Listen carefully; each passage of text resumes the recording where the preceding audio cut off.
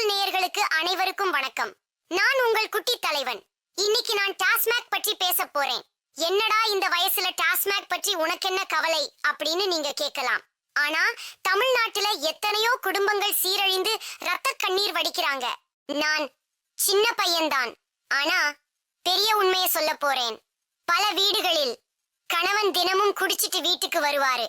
குடிச்சிட்டு வந்து மனைவியை அடிச்சு துன்புறுத்திக்கிட்டே இருப்பாரு. பிள்ளைகளையும் அசிங்கமா பேசுவார். இதை எங்க வீட்டுக்கு பக்கத்திலேயே பார்த்திருக்கேன். அங்க எல்லாரும் சிரிச்சு ரொம்ப நாள் ஆச்சு. இல்ல ரொம்ப வருஷமா ஆச்சு. மொத்தத்துல அவங்க யாருமே சிரிக்கிறது கிடையாது. இது தமிழ்நாடு பூராவும் நடந்துகிட்டு இருக்கு. பல குடும்பங்களில் இப்போ அழுகைதான் அதிகமா இருக்கு. பல நண்பர்கள் எல்லாரும் அவங்க அப்பாவோட விளையாடுறாங்க. ஆனா எங்க பக்கத்து வீட்டு பையன் அப்பாவை தூரத்தில் பார்த்தாலே பயந்து விடுகிறான். அவங்க அம்மா தினமும் கதறி கதறி அழறாங்க. குடிச்சா சந்தோஷம் கிடைக்கும் என்று பலரையும் பழக்கி விட்டது யார்? ஒவ்வொரு தடவையும் நம்ம ஆட்சி செய்து விட்டு போனவங்க தான்.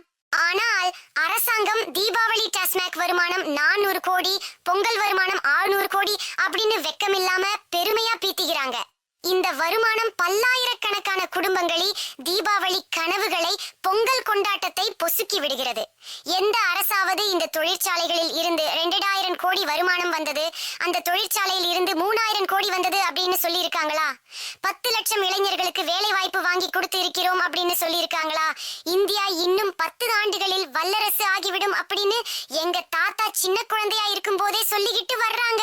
இதுவரை நடக்கவில்லை. நாட்டிலேயே தொழில் முன்னேற்றத்தில் தமிழ்நாடு முதன்மை மாநிலமாக இருக்கிறது. அதுவும் நடக்கல.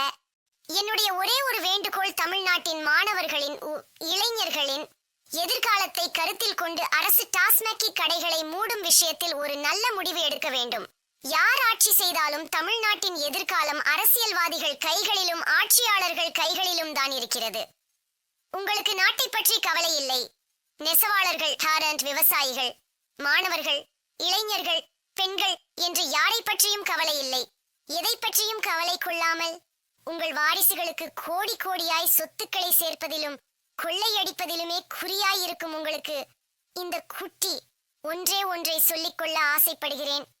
ஆடி அடங்கும் வாழ்க்கையடா, ஆரடி நிலமே சொந்தமடா, முதலில் நமக்கெல்லாம் தொட்டிலடா, கண்மூடினால் காலில்லா கட்டிலடா என்பதை மனதில் வைத்துக்கொண்டு வாழுங்கள்.